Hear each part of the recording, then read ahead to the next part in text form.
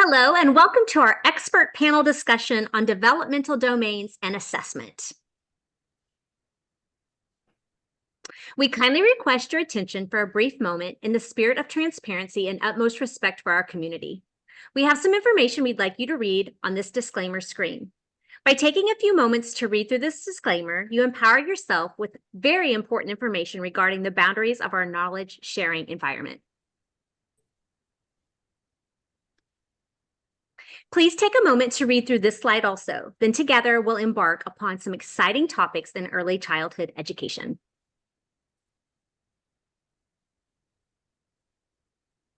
This panel of experts was created to provide real-world examples of two very important topics in early childhood education.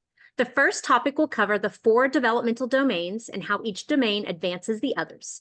The second topic will discuss early childhood assessment and how it helps us better understand development.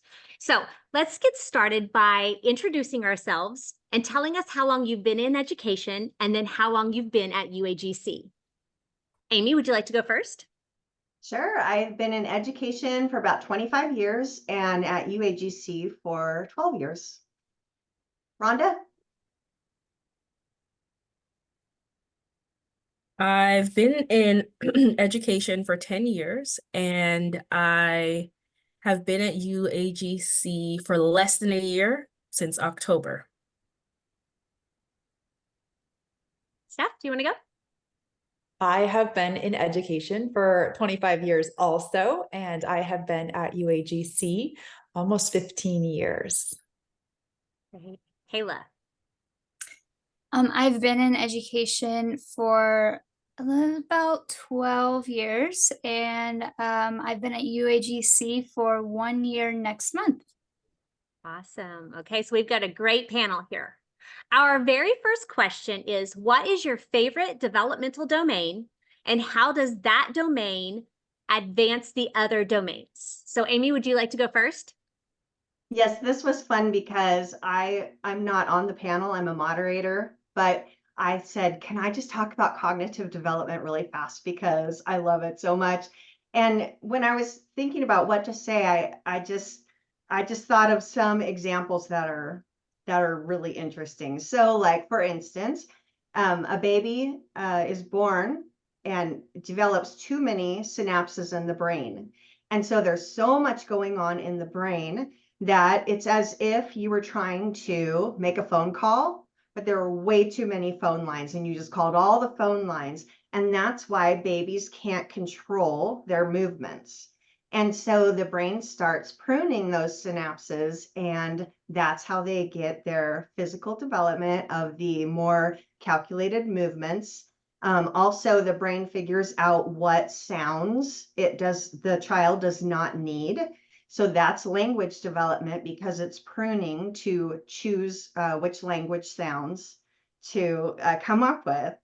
And then another thing that I just think is amazing, it's called theory of mind. So the child, before they have theory of mind, they just think everyone thinks the exact same way that they think. So like if you say, look at this, it's a box of crayons, it looks like, and you go, what do you think's in this? And they're like, crayons. But you open it up and it's birthday candles. They're like, oh my gosh, it's birthday candles. Okay. And so you close it and you say, okay, I'm going to call Steph in here. What is she going to think's in here? They're like, birthday candles. Because all they know is what they know. And obviously that's what Steph thinks too. And so once they pass that stage and have theory of mind, it really helps with the social emotional development, because now I know that Steph has different feelings than me and she has different thoughts than me. And then the last example I had was where I wrote it on my screen. Where'd it go? Oh, it's moral development. So moral development also goes through stages. So if you have 2 different stages of children playing, say, Foursquare, if it's a lower stage moral development, they will think that rules are made by some higher authority and the Foursquare gods have made these rules. They are not flexible. They are rules. But just one little moral development stage later, they know that if the group agrees there's no chicken feet, then there's no chicken feet. So they understand that you can bend those rules as long as the group agrees. So if you have two different stages of moral development playing together, it's going to clash. And so that also it advances the social emotional domain once you have different moral stages. And so I just love, you could talk to me all day about cognitive development, but I will let someone else talk. So Steph, do you want to go? Gosh, I will. It's hard to follow that one though, Dr. Johnson. So one that just speaks to my heart is physical development. So as we know, our littlest learners are growing in so many ways. Their bodies are starting to develop. They are growing both physically and also in the maturation of a child's body. So one thing we really hone in on in the early childhood years are both motor skills, fine motor and gross motor. So your gross motor skills, those large movement skills, are the ones that use large muscles. Conversely, fine motor skills are those that use small muscles, right?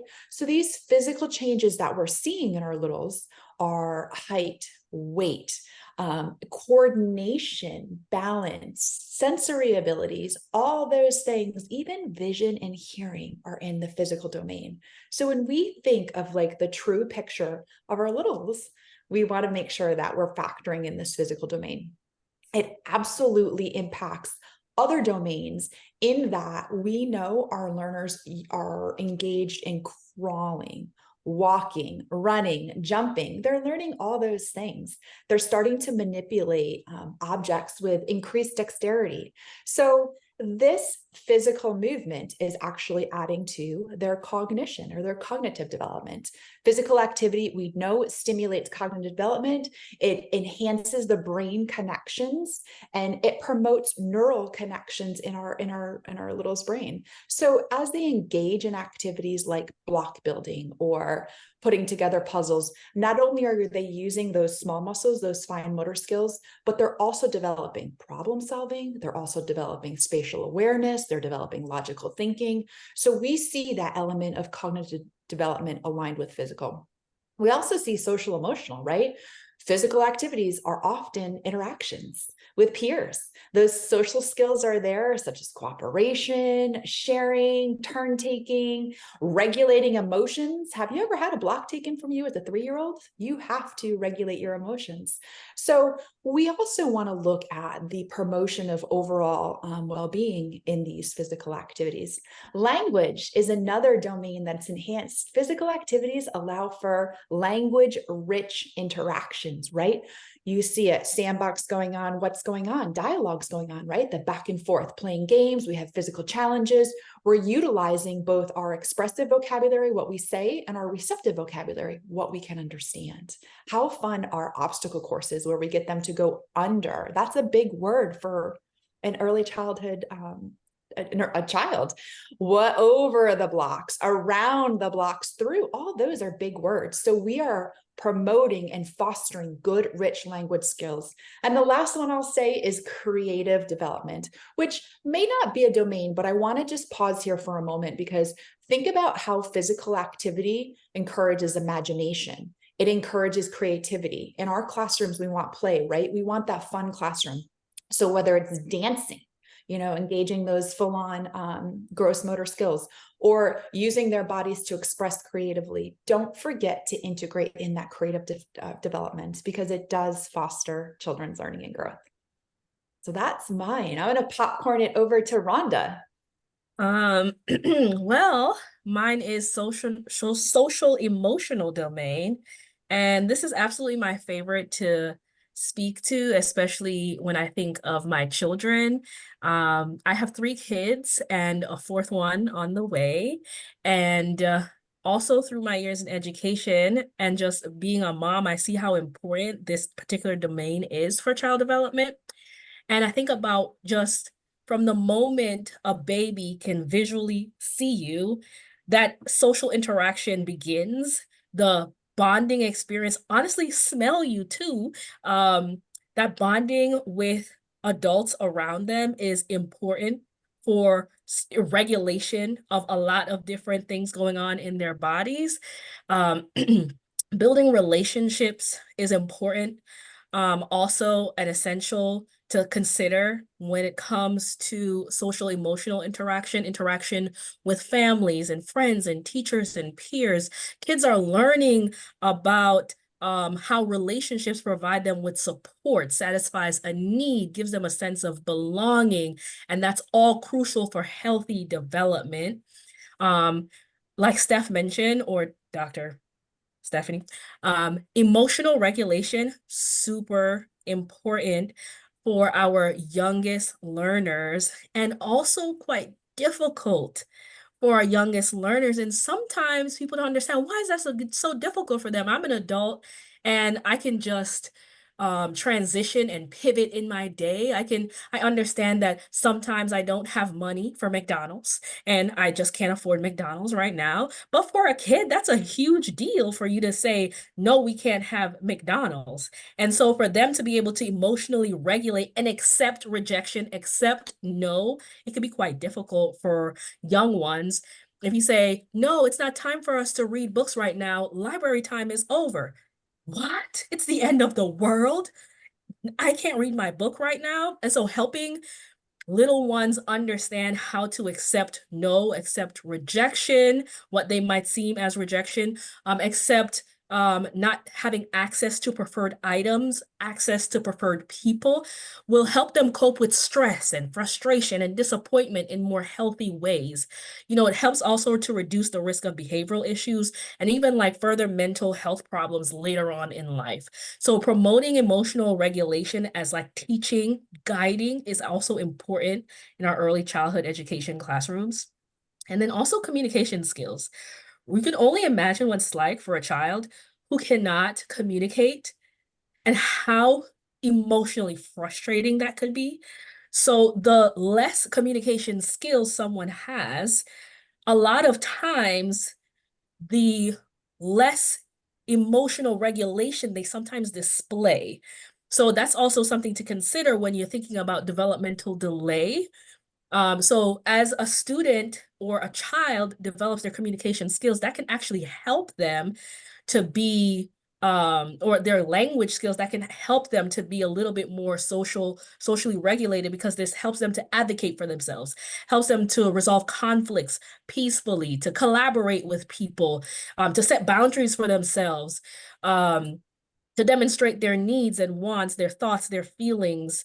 So it's important to think about that. And also empathy, right? For some people, empathy is not something that comes naturally. And sometimes they need to be explicitly taught what empathy and compassion is.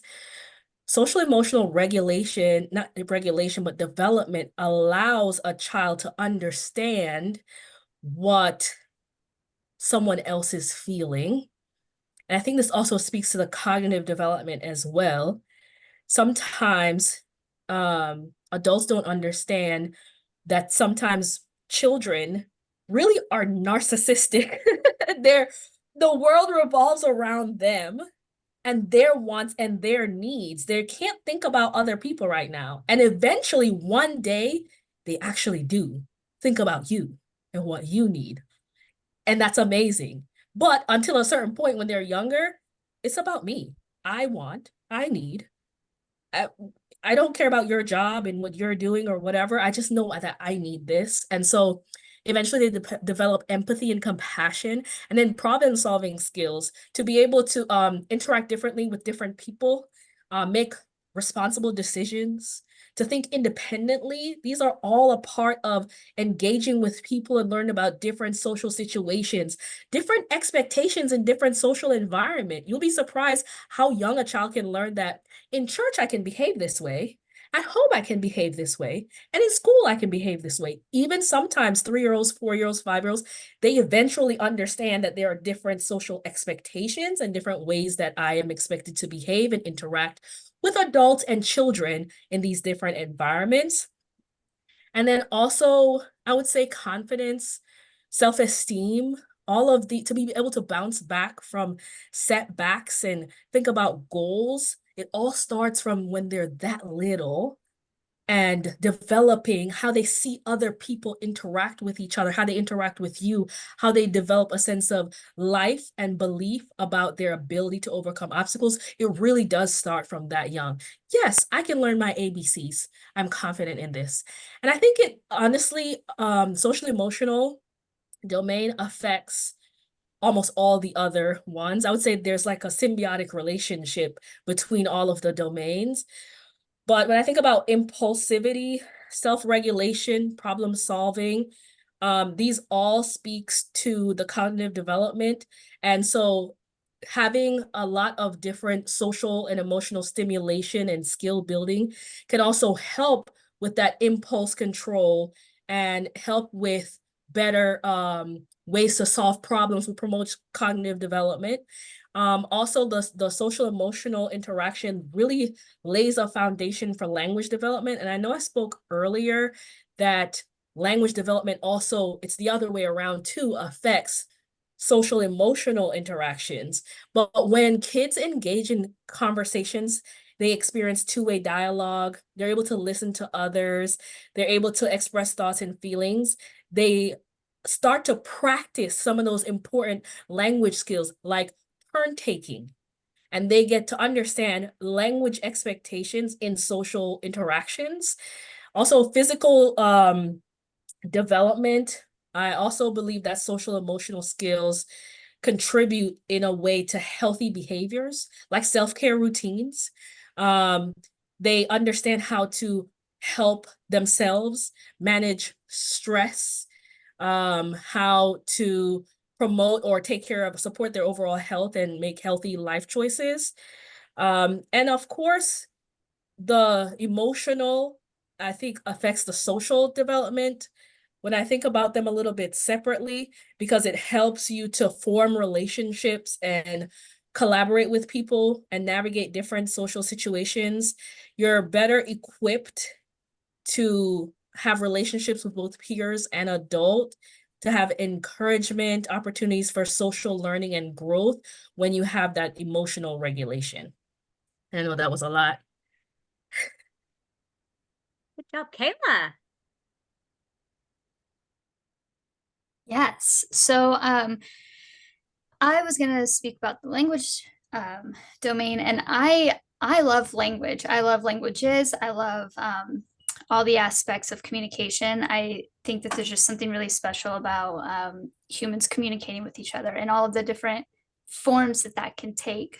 I worked a lot in early intervention, and so I've worked with a lot of autistic children. I've worked with a lot of children with physical disabilities and speech impairments. I've worked with deaf children and their families. And so I've seen language in a lot of different ways. And I think that a lot of times people hear the word language and they think speaking and not much else. And so like, I just really wanted to just press the idea of having an inclusive lens when you think about language and what that looks like as far as the different forms that it comes in. And so, you know, it typically it starts in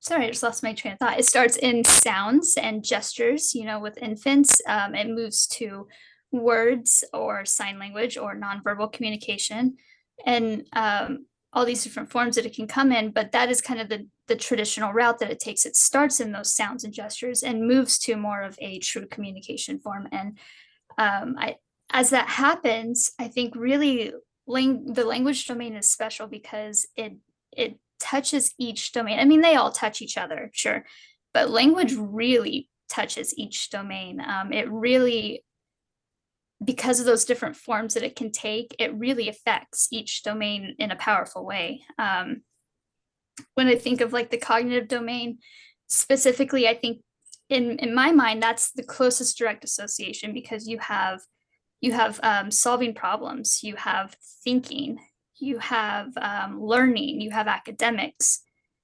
These are all like the core is rooted in language acquisition, and that development, the development path that takes with that child and how the language forms. You have that cognitive processing across all different environments, home, school, eventually work. So much cognitive processing that happens, and it's just rooted in that language. You have this social emotional domain where, you know, you have a relationship building, you have empathy, you have social communication and engagement, child to child, adult to child, again, rooted in language. And even with gross and fine motor, gross motor, you have, I think of like team sports and athletic terminology and just all these different things. With fine motor, you have, you know, writing, obviously. You have different forms of written expression. You have art. You have even just gestures is language. Self-help and adaptive domain, again, you have self-advocacy. So you have child to adult, you have children communicating their needs to other children, to the adults in their life. How they express those needs, how that social communication happens is based on their language acquisition. You have spiritual or moral, and even that is, you know, you have religion and spirituality that develops in a child's life, from whether that's family values or their cultural religion, or just their basic sense of right and wrong that's instilled from their family. You have ethics. These are all kind of really based around how the child learns to speak, how the child learns to, now I say speak, but again, that's sign language, nonverbal communication, any of that interaction, that exchange that's happening, communication exchange, that is really going to affect all those other domains, and how that child engages in their environment is really what it comes down to. And so that's why I love the language domain, because to me, it is kind of the jack of all trades. It is all encompassing. So That was the big bulk of it. Now we've introduced it. So just the shorter part is, how does assessment help us understand this development? Steph, what do you have to say? Yeah, so when we think about assessment with physical development, we really want to know that it gives us valuable insight into a child's overall just health, well-being, and motor skill proficiency. That's important because you guys know how fast they do develop.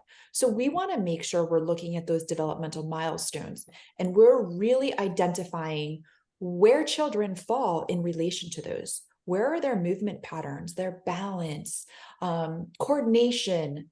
All motor development really is something we want to take a look at. Typical development and possibly atypical development, right? We want to look for those signs that might not be developing typically. We also want to make sure we're monitoring growth. And that's important because, again, these regular assessments, including height, weight, body mass index, we really want to think about nutrition and obesity in relation to this.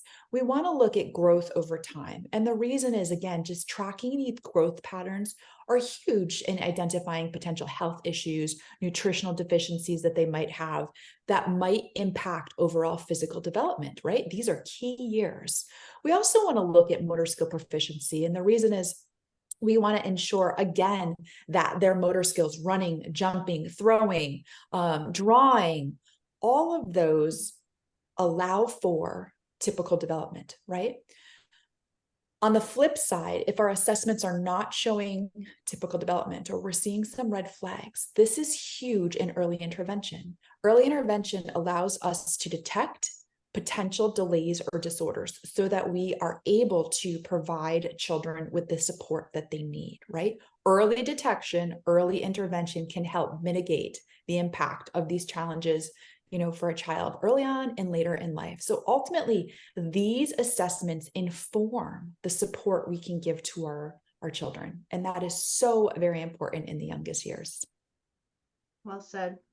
Rhonda, did you have any other ideas on assessment?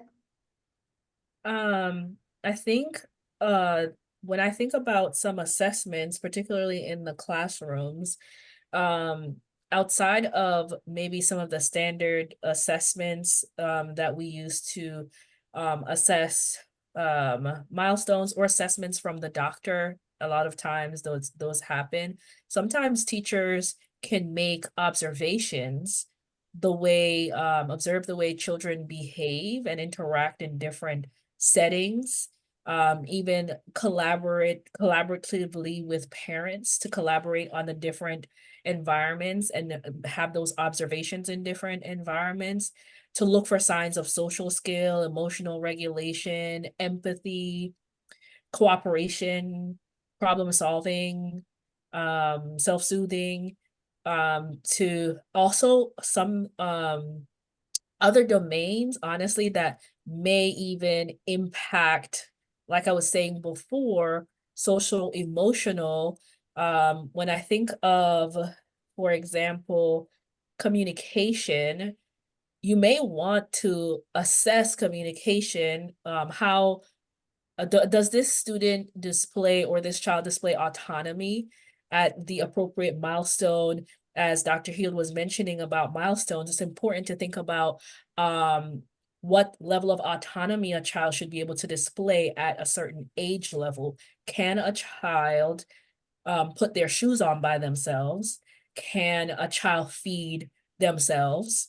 And then also think about their affect, right? What they're physically displaying on their face. Can they mimic emotion? Do they laugh, giggle when you play along with them? And these type of screenings can help identify the type of resources that could be provided for your student. If we're thinking about communication, maybe we need a pictorial exchange if they're delayed in communication skills. And this can help to curb some of the tantruming behavior. Maybe tantruming is actually because they cannot communicate well. And now that they've learned pictorial exchange system, and even if their language, their actual expressive language has not developed, this might help actually to center them. So now they can communicate their wants and needs that satisfy something for them. So sometimes the observations are key. I've noted it. Now this might push me to get an assessment by a neuropsychologist or to your local school district. A lot of times and a lot of states offer free assessments. Now I've seen these observations, I can go and push for those and get some resources. Yes. Kayla? Yes, I had a couple of analogies that I wanted to share. An assessment, I see an assessment where like the child is a book, okay? And so an assessment opens this book. And so you can read the story. And without an assessment, you're really only reading the jacket. And you're judging this book, this child, by its cover. And so you get the summary, but you don't know the details of the story. And the other analogy that came to me was it's like a puzzle. You have all the pieces to a puzzle, but without that lid that has that picture on it that you can see as a model, it's you get that full image. You're just kind of grasping at straws until all the pieces fit together, and you're like, oh well, this kind of looks like this. Let's see if they go together. But an assessment is like that lid that guides you and gives you that big picture. You have all the domains together, and that assessment is what puts it together for you, the big image for you. And that's why I like multi-domain assessments, like DAISY. These assessments, they look at multiple developmental domains, not just one. So you can fit all the pieces together and you can get that big picture. Because like with language specifically, assessing language processing, it's really important because, as I said before, language really is all encompassing. And so a delay in language can greatly affect another domain. And so if you see this child who is showing a delay in something else, like social emotional or self-help, and you're like, oh, well, this child is showing signs of this, fill in the blank. But realistically, what this assessment can show you is, oh no, they have a language delay, or there's something happening here in the language domain. And so you can take that and you can look at your previous guess, like the puzzle, and really adjust that and say, oh well, no, this is really a language issue. And that's what the assessment shows you is it opens up these different viewpoints and perspectives for you to not just jump to, one issue when it really is a language issue. And so that's really the importance of the assessments. I love your analogies. That was wonderful. Thank you. Well, I want to thank all of you for being here and sharing your expertise with us. And we hope to see you again sometime.